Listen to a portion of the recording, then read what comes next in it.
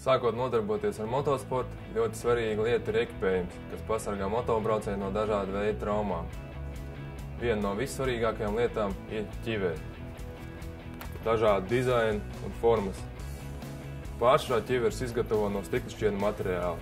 Top modeļi vai dārgākas ķiveres tiek izgatavot no karbona, kas padara ķiveri daudz vieglāku. Svarīgi, lai ķiverē būtu regulējams nadziņš un vairāk kanāla ventilācija. Augstāka līmeņa ķiverēm ir pilnībā izņemams ārā iekšējais polsterējums, ko ir viegli izmazgāt pēc sacensībām vai treniņiem. Zemāka līmeņa ķiverēm tas ir izņemams daļēji vai nav izņemams vispār. Nemazāk svarīgi motobraucējiem ir zābaka izvēle. Zābaka galvenokārt atšķirās ar materiālu, klipšiem un iekšējo polsterējumu. Parastiem zābakiem vairāk tiks izmantot āda, mazāk plasmas, līdz ar to zābaks būs mīkstāks. Augstāka līmeņa zābakam tiek izmantots augstvērtīgāks materiāls, kas padara zābaku cietāku, līdz ar to zābaks būs drošāks. Šāda veida zābakam būs arī metāla klipši. Iekšpusē zābakam ir speciāla dželeja, kas zābakam uzsilstot ieņem motobraucēju kājas formu. Svarīga lieta, lai zābakam būtu maināms zola un metāla pungals. Motobraucējiem svarīga lieta ir laba redzamība trasē. Aizsargbrilles pasargā motobraucēju acis no putekļiem, dubļiem un citiem priekšmetiem braucot pa trasi vai mežu. Brilles ir dažāda lieluma, dažāda krāsa un dizaina.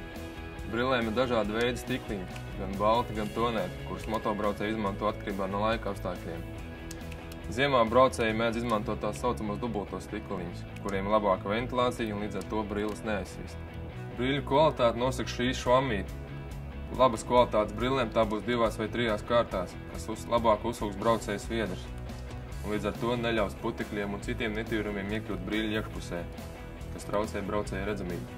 Lai braucējiem būtu laba redzamība trasē, tad tiek izmantots brīļu plēvītes, kuras uzliek virs stikliņa un, kad sasmērēs, pa vienai rauj nost. Vienlaicīgi var uzlikt līdz pat 20 šādām plēvītēm. Laika apstākļi ir īpaši dubļaini un lietaini. Tad braucēji izmanto tā saucamo rullīšu sistēmu.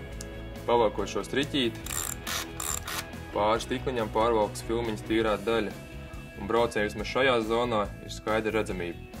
Cimdi ir ļoti svarīga motobraucēju ekipējuma sastāvdaļa. Ļoti svarīgi cimdus izvēlēties pareizā izmērā. Ja cimdi ir par lieli, tad veidojas krunkas plaukstas daļā. Kā rezultātā motobraucējiem veidojas tulnas uz plaukstām. Ja izvēlamies cimdus, kas ir par mazu, tad tiek ierobežota plaukstas un pirkstu daļa kustība. Augstākā laikā un ziemā motobraucēji izmanto biezākus cimdus, kas sastāv no neoprēna un flīšu materiāla. Biksēm nevien labi jāizskatās, bet braucējiem ir arī ērti jājūtas tajās. Tādēļ visās daļās, kur notiek kustība, ir iešūts speciāls elastīgais materiāls.